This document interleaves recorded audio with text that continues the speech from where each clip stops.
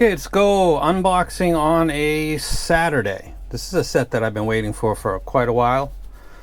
This is like a final limited version of one of my all-time favorites, which is the Canpur CP622b. Canpur is a company that generally, especially with their expensive stuff, uses branded drivers. They're very transparent. You guys know that it's a big deal to me. Every part of my consumer life, whether it's automobiles or anything really, I check stuff out as so much as I can and compare things, and then I check reviews, but I want to know any kind of data that I can get, and this company pretty much gives it to you. This is while I'm doing this. This is sent by, it's got Jomo sticker on it. Joseph runs Landstar, which is a distributor for Canpur in Southeast Asia, which is where I got this. I paid full price. Shipping was absolutely fantastic. Also, communication and everything else went very well. It's very nicely packed with these pads on both sides and on the top and on the bottom. So it's very, very well protected. Let's go ahead and put this down here. Let me go ahead and put this box over here. Let me grab my little tool right here and let me tap, make sure it's still going. So this is essentially the same as the original. I believe it contains the same drivers, but because it's it's called the Ti because it's titanium, it's got a slightly different tuning. I don't know how much of that is related to the shell, and they considered that to be something that they should do because of the shell, so I'm not really sure about that, but I did read online that they had slightly adjusted it. So it should be slightly different, and I'll figure that out when I go ahead and graph it and compare it to the original. I've also got a custom version. All of the Campers I paid for. I bought it, the regular. I bought a CIM, which is the first and probably the last one I'm going to buy for quite a while, but it's just such an exceptional set that I decided to go CIM with it. I've got an EJ07 in CIM and a couple other sets, but the most notable that I use the most would be the EJ07 by Let's Sure. It used to be called I can't remember the original name actually, but their name is Let's Sure now. So it comes in this is actually quite substantial in its weight. It comes in like a display box, and on the side it says Canpur CP622b Ti Sonian Electech, which is, I believe, the cable. And then you can see right here it's got all of the exact specific models of the drivers, which means that I can, if I want to, and I have, go online and check these specific drivers and see what their measurements are, what do they call it, where they intended to be placed, and then also compare it to what this company is doing with it. That's related to how much dampening they're using or other things. Is this something that's related to being on the spectrum? Because I just can't really see. Trust us, bro, being a part of any hobby that has performance or a claimed performance level. Like this is lower tier, this is mid tier, and this is high tier. If that's really the case, then the stuff that's in the high tier, the onus is on them, is it not, to kind of give you the reason why they're claiming that it's in the high tier? So I've unwrapped this here, and you can see that it's got a like a fabric. I can't tell if it's leather or not. And then I can kind of see how this is probably going to go or not. Let me carefully.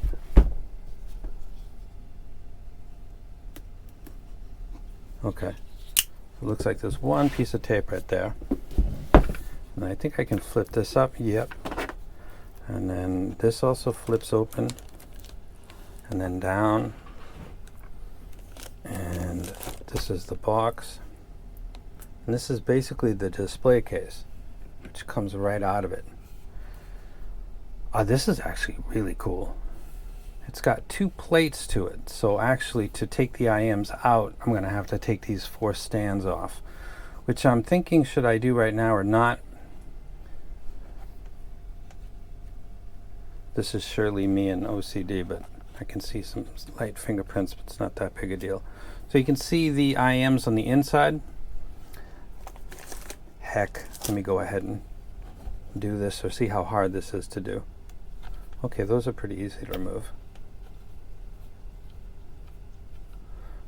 As presentations goes, this is unique, and this is like something that you would see at a gathering, but maybe not something that they would send to general consumers, because it's a very nice way to display, but if you put it like this, you're not going to really be able to use it. So, it's also got the number on it, which is right there, 88. Okay, that's coming off. Bear with me here, because doing unboxing and not showing the IEMs up close just doesn't seem like a proper unboxing. And then one more.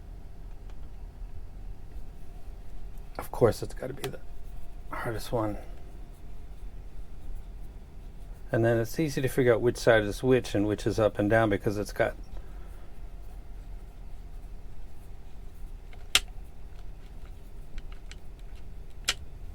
take that off. We've got that, and that's the plate 622b, and then number 88.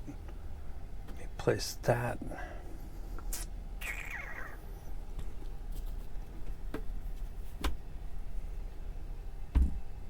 There we go. All right, now we've taken that cover off, and then I'm going to, this has, as you can see, this is a thicker plate on the back side. And this is okay, this is connected on the back side from other screws. It's connected on both sides. The 4.4 just came out. I'm not actually going to pull out that cable at this point, but I do want to pull out.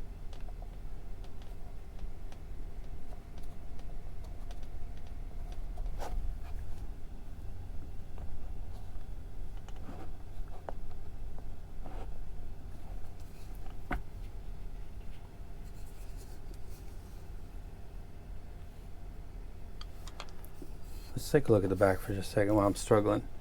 It's actually open where this is, which is interesting. Can't be listened to in that position. Which one's going to come out easier?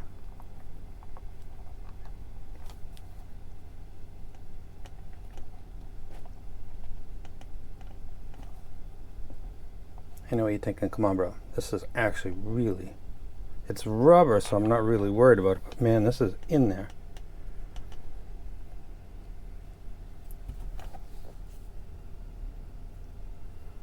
Okay. Catch my breath. That was quite a battle. So it's a titanium shell. The appealing thing to this actually looks better than...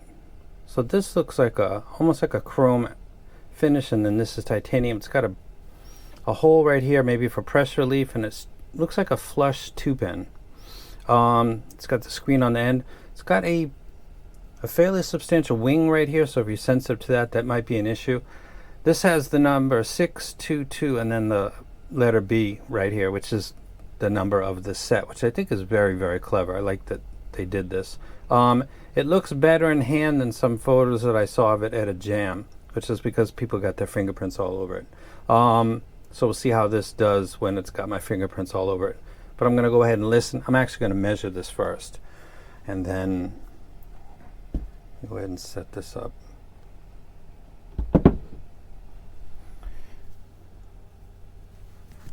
So I love the stand. I like the effort that went into it. If this goes into that stand, that means that I'm not listening to it. So I guess it depends on if I can start to put this in easier than it was the first time to get it out, because that was really challenging. If it becomes easier, I probably will use a different cable, not because there's something wrong with that, because I like to roll cables, and then maybe just seat these in there. So I'll figure something out. I love it as the effort and being unique, so that's very cool. I don't know that I'll use it that much, but then the Storm came in a really nice box, but I don't ever use the Storm box. I put that away. That's actually over there. I just leave it out.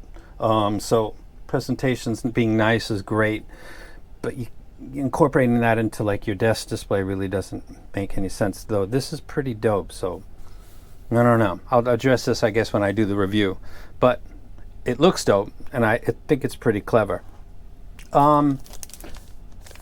I'm not going to open this just at this point, and I'm also not going to pull the cable out because I think you've probably seen that before. So that's what it looks like in the hand. I'm going to go ahead and measure it now, and then I'm going to go ahead and start listening to it. So shout out to Landstar. Service is fantastic. I'll leave a link below here if you're interested, if there's even any more of these available. And this is the Canpur CP622b, and I'm out.